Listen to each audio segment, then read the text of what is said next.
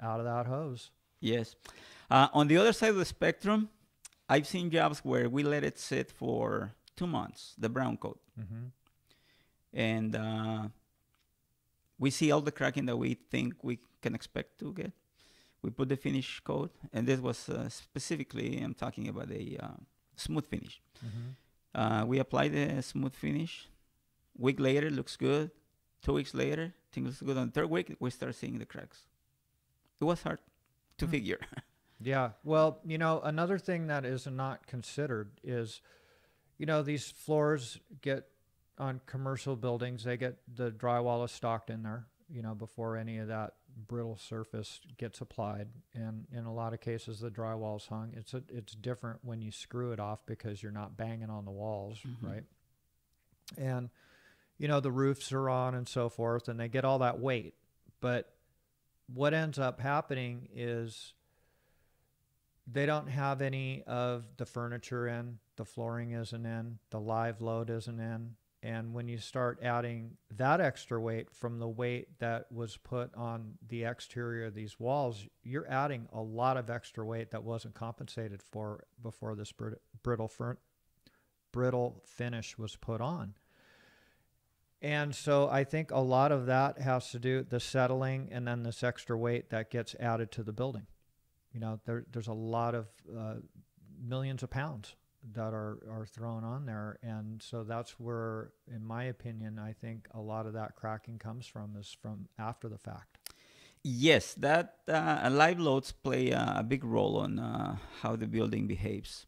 But also, building science has taught us some things that we probably took for granted in the past. Nowadays, you also have to take into consideration environmental influence on the building. The moisture on the air does play a role in what the building does.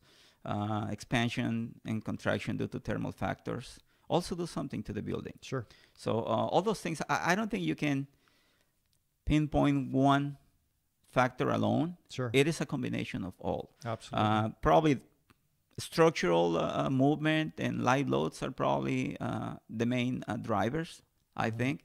But all the others in combination, I think, do have an effect on what happens on the buildings, on the walls. Yeah. I mean, I've seen glass where when the AC unit starts, it becomes like a balloon. Actually, it changes the shape. And then when negative pressure is in, you can see the glass actually getting sucked into the building. Yeah. We most of the time don't pay attention to all those things. No. But they are actually happening in the buildings. See, so that's part of you paying attention to stuff that's happening out there. Good for you. That's awesome.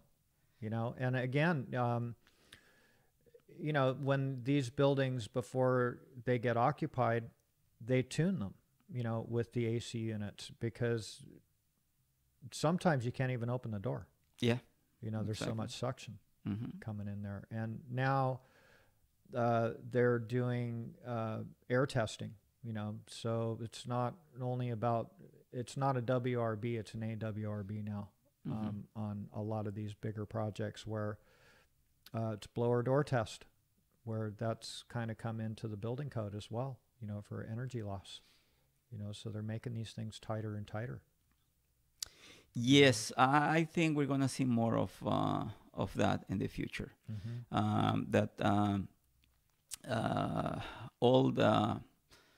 I guess the old phrase that most of us at one point uttered or hear from somebody is that I've been doing it like this for so many years. Sure. I think it's gonna be a thing of the past.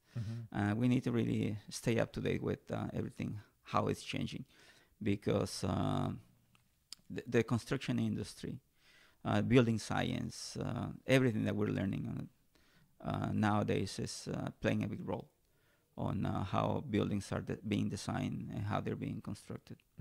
And you either have to go with that flow or you're going to be out of the flow. Yes. Because it's just going to run you over.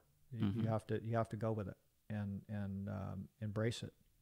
And that's what Martin Brothers has always done. They've always embraced new techniques and keep up with the technology that's out there. Yes, yes, that is one thing that I believe Martin Brothers has found an act for. Always looking toward the future, Mm-hmm. being innovative, taking on challenges of things that haven't been done in the past. And I think we have a good team. We do well at it. That's not saying that everything is very simple and very easy, because that will be further from the truth. Sure. But reality is that we are somewhat have the courage to take on challenges. In fact, personally, I like a challenge, something that is monotonous and repetitive. I start losing attention. I'm always looking for something that's new that we haven't done, or that poses a challenge for us. And I think Martin Brothers has thrived in that environment. Well, they not only have the courage, they have the confidence. You know, you have some aces over Yes. in that company, Yeah. and there's a lot of guys that work in that company that have your same attitude. They want to solve problems and give clients a great finished product, and it's lots of passion.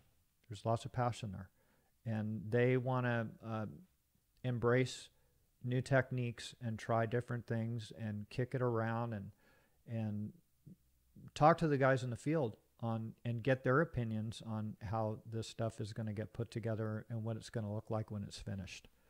You guys have a really difficult one right now with that Lucas Museum. That is one of them, yes.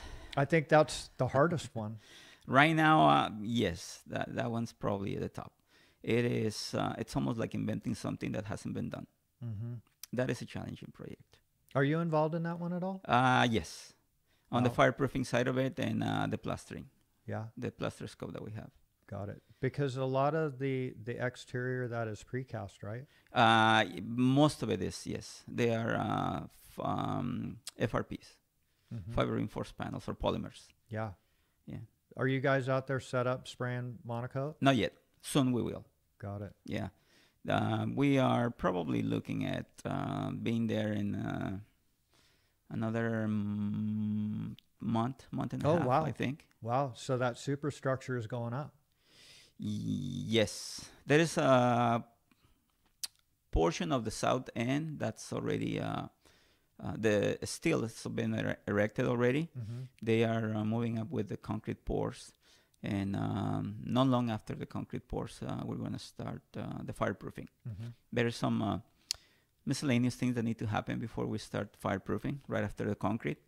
We need to let the MEPs install their attachments, hangers, things that are going to be directly attached to the structural steel before we start fireproofing. Sure. But it's coming soon.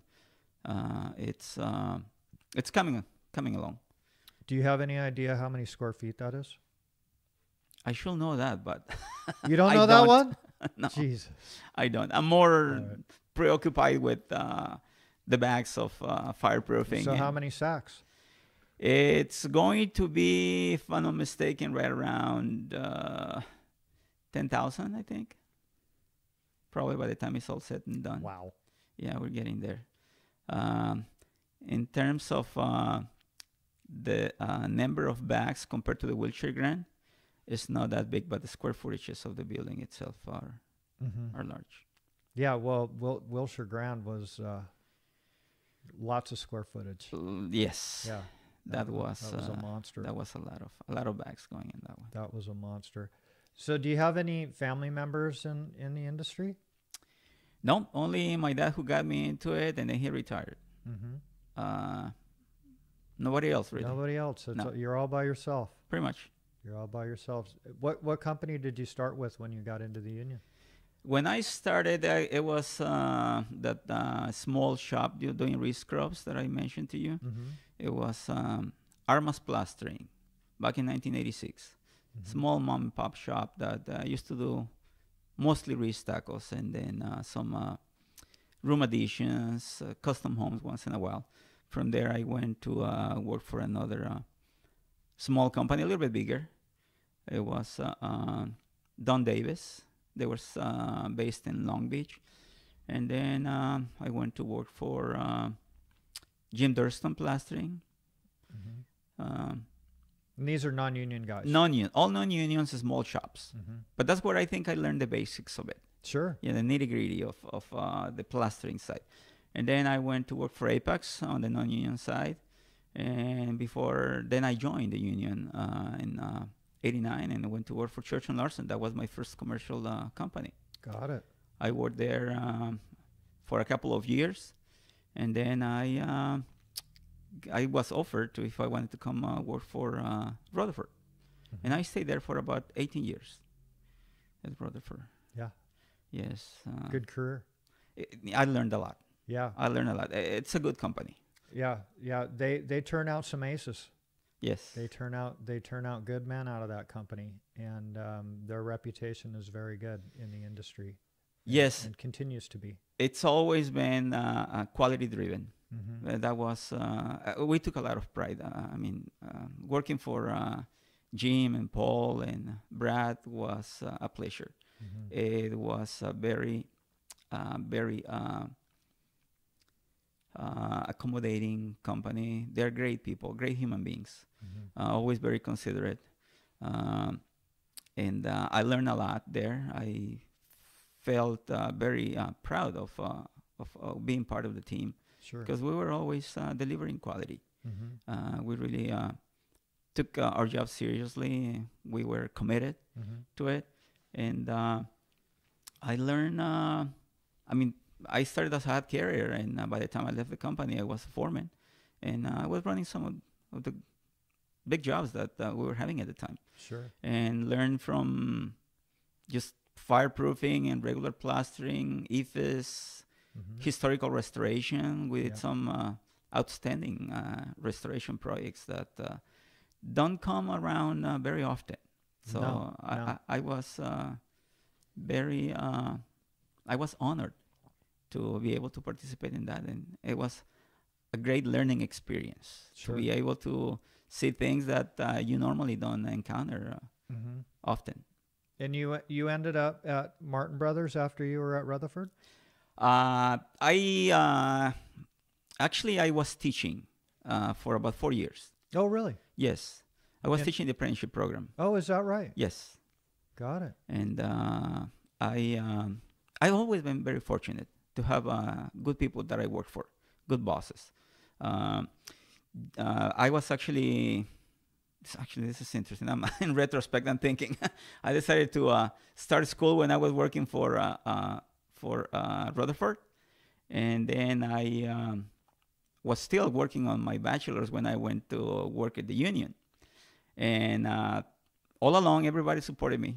John Preciado, he was right there with me. He was helping me out, giving me all the support I needed.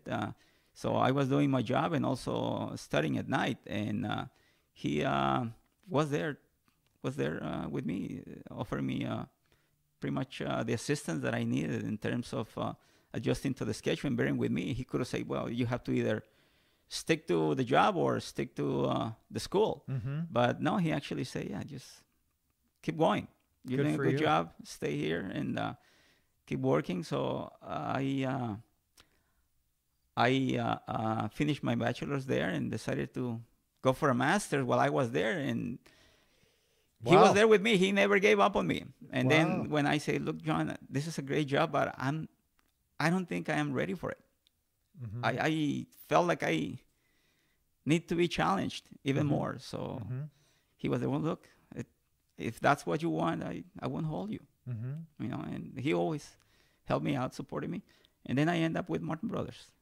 Got it. Yeah, so I've been there since I think it was 2013. Okay. For 7 years. Yeah. And that's how I ended up. And it was just the kind of environment that I craved. Yeah. It needed to be challenged, find things that were out of the ordinary. Sure. And also, people here at Rutherford Martin Brothers are great. Just like the way I felt at Rutherford, I feel at Martin Brothers.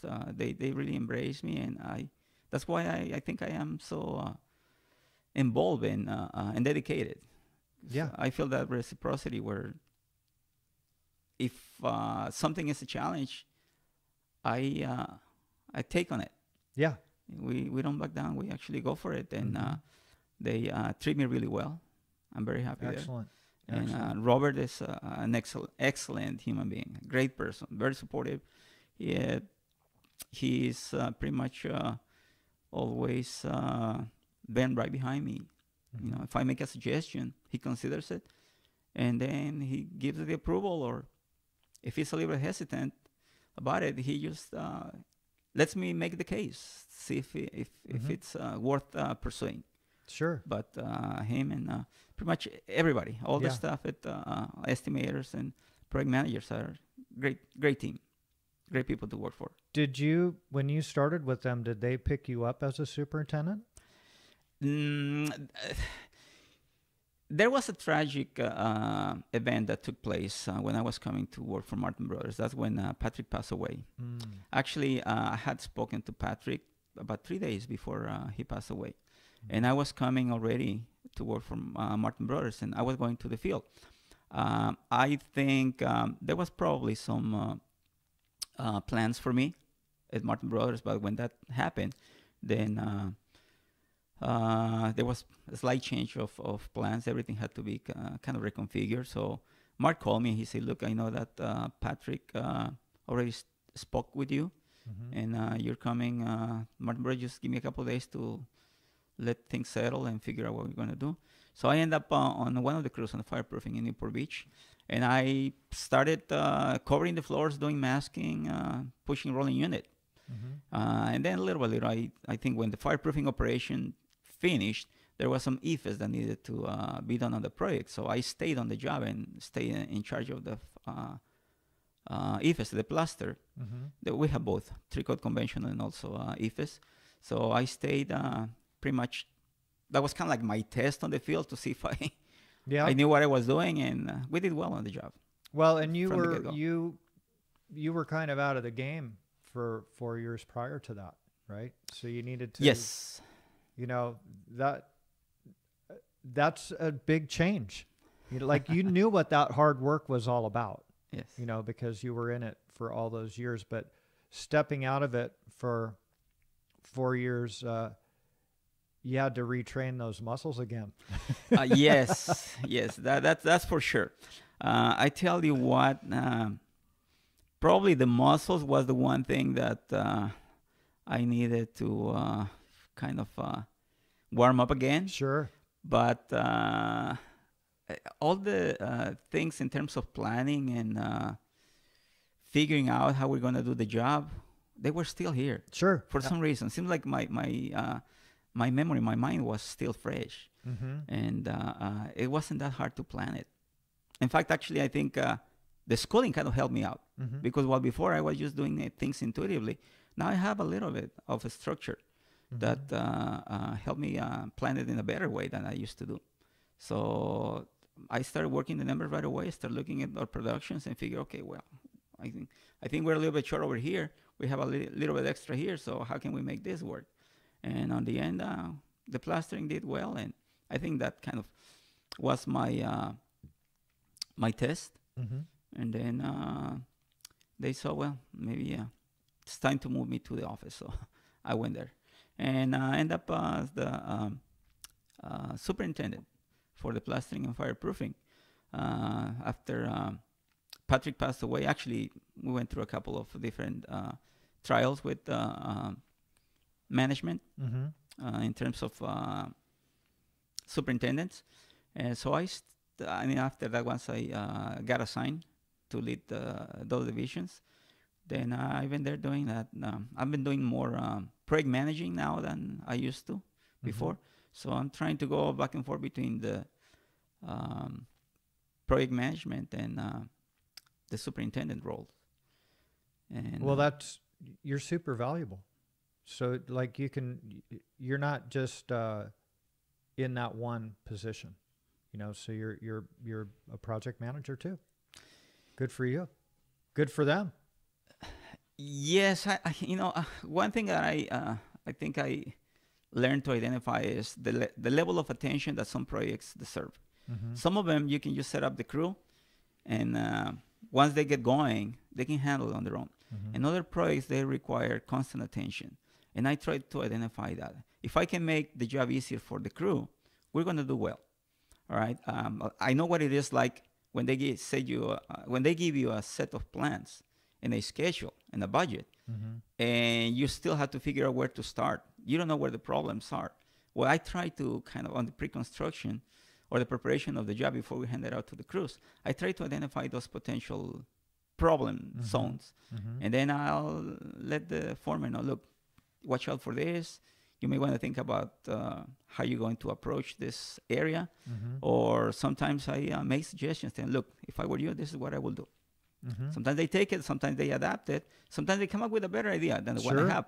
But it's that collaborative effort that makes things easier. Yeah. Yeah. That's, you know, because you all have the same goal. You know? You want to get it done so you can go to the next one. Exactly. Do it again. Right. That's how it works. That's good. So how many guys do you have running right now? I think last time I took count of the plastering side, fireproofing, we probably had about 45 guys. 45 guys. Good size crew. But it changes. It switches depending on how many jobs we got going. I mean, there are some jobs that may have 30 guys on just one job. But we haven't had one of those jobs lately. It's been jumping around. And this is what happens too. Sometimes we get caught up on one job and we don't really need to hire more people. We just take the same crew and move them somewhere move else. them to the other job. Yeah. So we could be, sometimes we could be handling more projects with the same crew if the jobs don't require a constant presence of a large crew. Yeah. Well, you guys can get so much done in a day. And change the color of that building. And if you had, you know, a lot of it comes down to how many pumps you have, right? So you could go and scratch this giant job in one day and then the next day go and brown on another building, right? You know, yes. Move your guys around. Yes. You know, plaster is it's a craftsman. It's a craftsman or craftsmanship division. The number of guys that you have on the job doesn't always correlate to the amount of production that you're going to get from them. What we noticed, or what we know, I mean, I kind of learned this a while ago, is that if you have the right guys, they don't have to be a very large crew to be able to produce. Sure. Right? You just have the right combination. Identify what the guy's strengths are. And just place them in the right position and in the right location with the right team, and they get a lot done. Yeah. Without too much pressure, they know. Most of the guys are proud to do what they do. Absolutely. Right? Yeah. And it's those guys who you want to identify. And just give them what they need, provide them with what the job requires, and just let them work. Keep an eye on them, but they'll get things done. All right, and but it's about having the right combination of guys. Sure. Quality, you can't rush quality, really. You can't. You can get production, but you're gonna compromise something. I agree with you 110%. Typically, it's quality. Yeah, yeah. You can't get it done fast and good and cheap. You know? Yeah. I mean, it that doesn't work. That math does not work. Yeah. You know, and then if you load it up with too many guys, you're taking away from your production because they're tripping on themselves. Exactly. You know, it's you guys are experts at this, so you know what it takes to get these large jobs done and how to coordinate them. Yes, it's the composition of the crew is not necessarily a mathematical formula. Schedulers sometimes see it as a spreadsheet. You know, they put so many guys. If 10 guys can get this done in 10 days, we'll put 100 guys and they can do it in one day. Exactly. It doesn't work that way. It doesn't. It does Right? not work that way. Yeah. No, So it's different, and sometimes it's hard to get that idea. Yeah. On some people's minds, because for them it's just a mathematical formula. Exactly.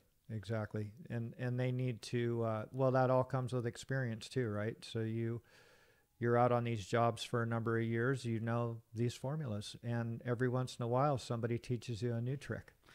We're always learning. you know, Yes. and that's energizing, you know, Mhm. when you pick up something new that you didn't think about before. Yeah. It's really neat to see that. How's the new labor for you? Is it doing good? These new guys? Uh, well, how can I put it? I remember when I first started, what we used to call the old timers, the veterans, used to Mhm. complain about the workforce, Like you, right? like me. Yeah. They used to say, "Well, You softy. yes, they are not as good as they used to be." Yeah. I think we probably complaining about the same things, Yeah. but nevertheless, we pulled through, right? And we made things happen. And now we reminisce about how good we were. Yep. And I'm pretty sure the new generation is going to go through the same dynamic where they felt like they are being undermined, that they are not being given the credit that they feel that they deserve. But when they become the veterans, they're probably going to have the same complaints about the new generations. Mm-hmm. There are good elements. There are always good elements. And I think the key is identifying the guys. Mm-hmm. All right. You have guys who are driven to get the job done. And there are guys who probably won't last long. Mm-hmm. They kind of are self-filtered. But I think it's incumbent upon us to identify those good guys and Yeah. try to nurture them, Mm-hmm. make them Develop them. yes, Yeah. yes, make them grow to their best potential. Mm-hmm. And it is challenging. I mean, what we grew up with is different from what this new generation is growing up with. I mean, they have more things that are distractions in a way, Mm-hmm. but also there are tools. There are tools that are available to them Mm-hmm. that we didn't have. You know, we may have a hard time embracing what their skills are, but they are there. We just need to be able to find them and exploit them. Yeah. Well, you can pick them out right away. You know who's good and who's not. Who's going to make it and who's not. Often, yes. I used to analyze the guys when they walk. Every time I call the union or call my superintendent asking for a new guy or new guys, I used to watch him. I used to watch a few things. Mm-hmm. I almost had like a list of criteria that I was running when I was not judging, but I will say evaluating the guys. Mm-hmm. I will look at what time he arrived. I will look at how he's dressed and the tools he's got, and the kind of questions that he asked, and the answer that he gave me. And that will tell me a lot on the first day. Sure. Right? And I knew right there, I thought I could select who was going to last, who was going to be a good element, and who will probably wouldn't last a week. Mm-hmm. But it's... Every once in a while you get surprised. yes, that's for sure. Yeah. Yeah. You know, the ones that are talking shit how great they are, those are the ones you let go. Typically, they use self-filter Right? or filter themselves out. Yeah. They self-destruct. Yep, exactly. You They know? set the bar too high, their expectations are too high, or sometimes they think they are more than what they really are. Yeah. Once they get on the wall, then they realize that... The good ones couldn't never step up tell to you the how plate. good they are. They just get it up. I've noticed that most of the guys who are very confident don't advertise it. No. They don't feel that They don't need to. Yeah. They definitely don't need to. They just they're getting it on. They know they make all the moves work, and they don't need to tell you that. It shows Mm-hmm. in their ethic, Yes. you know, in their work ethic and their pride that they're taking in their job, Mm-hmm. you know, to get this thing to come out beautiful. And the thing is it all comes down to how you're doing your job and the pride that you are taking. Because if you don't give a shit about it, you've seen market share being taken away from us with these other claddings. And a lot of that was based on attitude, bad attitude.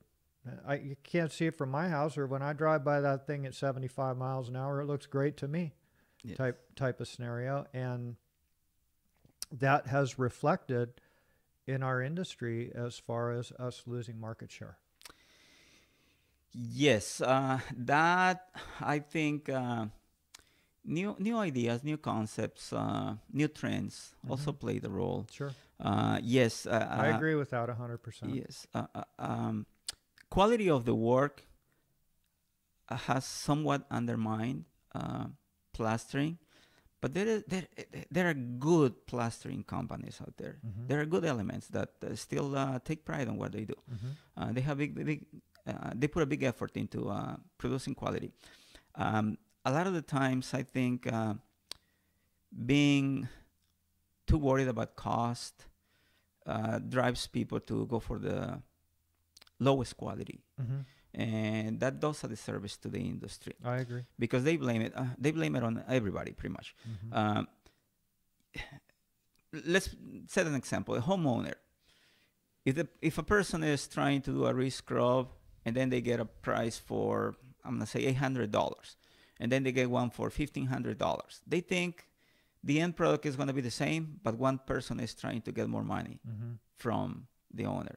And later, when they see the quality, then they realize what the problem was. Well, by then the damage is done. Sure. All right, but I think you see that sometimes with commercial construction too. Mm-hmm. They go for the lowest bidder, and sometimes they get what they pay for, and you end up getting other companies to come back and fix the flaws or finish the job Mm-hmm. or clean it up. But it was a hard learning lesson. And that's difficult for on a huge project for another guy to come in and finish it up, because if the bad stuff started looking really bad, then they're trying to nail you for that. Mm-hmm. So that could be very difficult to come in, especially in that type of trade, you know, in the plastering end of it, because it's very critical. Like you said, that's what you see. You don't see what's behind it. You know, so that would be very challenging for a contractor to come in. I'm sure there's a lot of paperwork on disclosures and so forth when you step into that type of scenario. Yes, paperwork, that's another story. You getting good at that? Oh, gosh. I'm having a hard time keeping up with paperwork. Yeah. I remember when I first got in the industry, we used to go to the superintendent. There was one superintendent, even on commercial projects, I remember. Mm-hmm. Actually, the first commercial project that I worked on, there was this gentleman who was running the work. He only had two laborers, and he was on his trailer. And for the GC. For the GC, yes, mm-hmm. for the GC. And there was a question or an issue with something didn't really seem to work out the way it was designed. So I remember the foreman going to the superintendent and asked him, his name was Rene, "Hey, Rene, we have this problem here. And the plumber is working right there." Because he looked at the plans, he looked at the problem, he goes, "Okay, you just do this, do this, do that, problem solved. Mm-hmm. And I'll get the plumber out of your way." Nowadays, we have to go through different layers of requests for information. It goes to the project engineer, it has to be sent to the project manager, it goes to the architect, the structural engineer, and then comes back 3 weeks later. Mm-hmm. Yeah. Sometimes you get lucky. Yeah. Some jobs are difficult. I'm not saying that there is not anything wrong with that, but it's just a different environment mm-hmm. than the one that the veterans were dealing with. Yeah, and it was even, well, you still got a taste of that big job, one superintendent, 2 laborers, and a small trailer on a massive job, right? You had a taste of that, and that's, yes.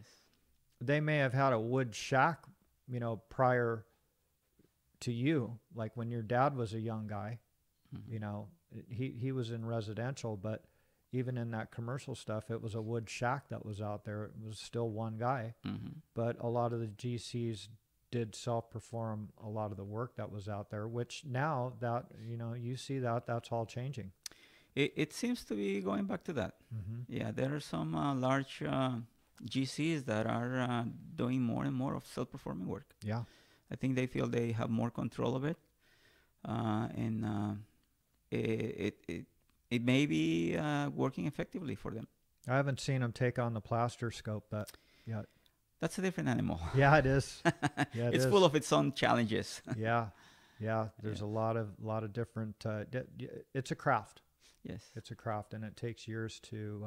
I don't know if you ever master it, but to proficient and very good at it, and be able to see problems before you cover it up. You know, to make sure that the stuff is taken care of, and understand that stuff. How about retirement? You in the game for a while, or you got how many years do you have in? I started in 1986, so you do the math. It's about 34 years. Yeah. Since I started in commercial construction, 32. 32. Retirement, I guess it's a matter of defining what retirement is. Like, I don't see myself not doing anything. Sometimes having this conversation with my wife, I tell her, you know what, I think I'm going to die working. But that doesn't mean I'm not going to change my the level or the amount of work that I do. As far as so you don't have a desire to retire? Not yet. You like what you're doing? I do. Yeah, I do. good for you. Yeah. Sometimes I think it's probably more than what I wanted to deal with. But then there are those days that are so rewarding that I go, man, I like this. I would like it to last forever. Got it. Well, you're in good shape, man. Well, you're in good shape. What do you do for hobbies? Right now, not a whole lot, but for a while I got into hiking, mountaineering, some high peaks, and also running. I run a few marathons, a couple of ultra marathons, and I really enjoyed when I was doing it. I had the time. Somehow I find the time to, after shoveling 25 tons of sand, you know, go home and then run 12 miles after work, and then they should have brought 3,000 pounds off for you, dude. Yeah, no, that was my hobby. I really enjoy the outdoors. Hiking, I was very, very involved in it. We were doing some 14,000ers. Did you do Whitney? Yes. Oh, really? I did Whitney, yes. Did you do that in one day? No, that we did it. We took about 120-mile hiking trip on that time, and then on the third day we summited Mount Whitney. Came out of Whitney Portal. But then we were also going to Mexico. We were bagging about three large peaks every year. All of them about 14,000. Oh, wow. Yeah. Actually, I broke my fibula on one of them. Thought I was going to die up there. You fell? On the way down, we were on the tallest peak in Mexico. It's called Pico de Orizaba. It's between the state of Veracruz and Mexico. And we were climbing. We were probably about 70,500 in the middle of a blizzard. And one of our team members was tired. So there were 6 of us. We didn't know what to do with him. Or we had to actually make a decision. He couldn't continue going up. We still had about another 1,000 vertical feet to climb to summit in the middle of a blizzard right there in the glacier. So he said, I just can't go anymore. So we stopped and thought about it and go, well, what would be the prudent thing or the safest thing to do? We can't really push him to keep going. So do we let him sit here and wait until we come back? What happens if we get lost in the blizzard? And then we leave him behind. So we thought, well, maybe what if we send him with one of us down? And then he'll meet us at the refuge or the shelter. And then the rest of us summit and come back down. And say, well, what if they get lost? So ultimately, we say it's safer for us to stay together. The mountain is always going to be there, right? We can come back another time, even if we don't summit today. As disappointed as we may feel, but we can always come back. So for the sake of safety, we decided to stay together and started turn around and decided to go back down. On the way down, we started practicing some self-rescuing maneuvers or self-arresting maneuvers. Well, by doing that, I started getting too confident. I started jumping a little bit higher. And what happens is that you have your ice axe, and then let's say if you're going to slide off the mountain, you're supposed to break the slide with the ice pick, right? So what you do, you turn around and then sink it into the ice. That way you stop the slide. Well, there is a technique to that, because if that happens, you're supposed to jump and then turn around in the air, kind of like a cat. Right. and then sink the ice axe. And well, it looked like fun, so I am getting overconfident, and I start jumping higher to see how high I can jump. On one of those times, I actually didn't turn around fast enough, and my right crampon locked on the ice, and I hear a pop, and I felt it. Oh, geez. And I just stopped right there, and I go, I think I just broke my leg up here. Oh. And there are no helicopters coming to rescue me. Oh, my So gosh. I stopped there. And then, long story short, what should have taken us about 4 hours, 5 hours to descend, it took us about 9 hours. And I was limping all the way with a broken bone, and I didn't know. Oh, my God. So that was the story. Wow. Yeah. But that was not what actually the reason I stopped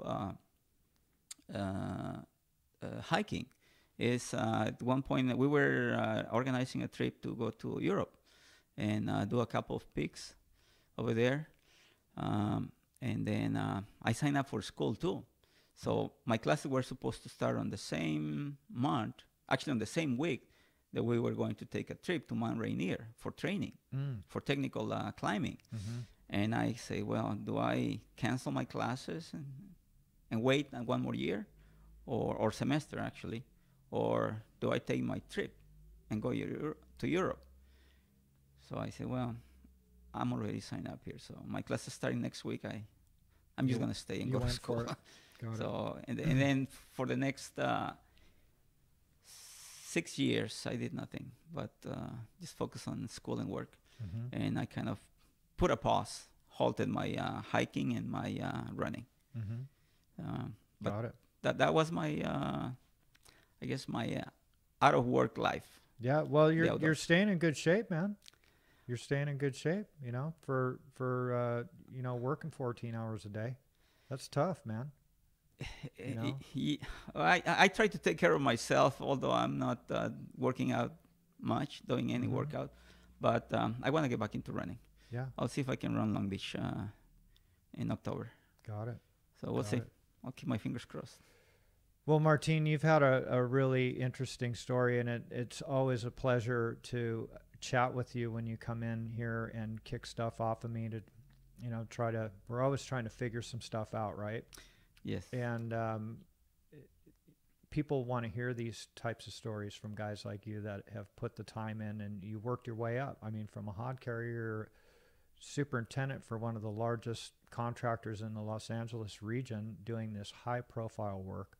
And still learning.